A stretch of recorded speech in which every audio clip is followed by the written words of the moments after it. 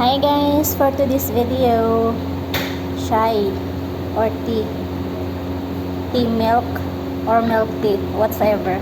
Charis, hindi. Mag-fry tayo ng kanin for dinner. May konting shrimp. Cooking shorba. Kakaibang shorba dito guys, iniinom. Charis!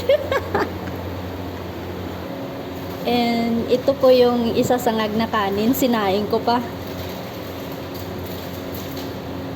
Kasi wala pala kaming bahaw at lahat naman daw kakain kaya nagsaing talaga. Shorba is in the house. Ating chef.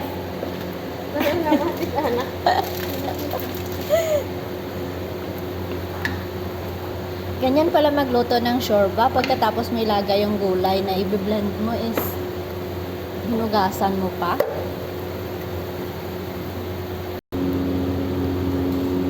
Ang sarap ng milk tea nila dito guys kasi gawa.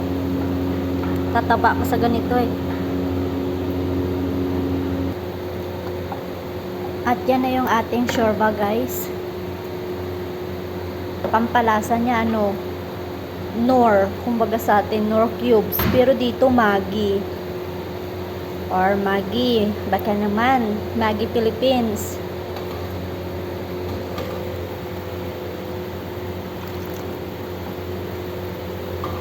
Gulay itong patatas, carrots, tsaka zucchini.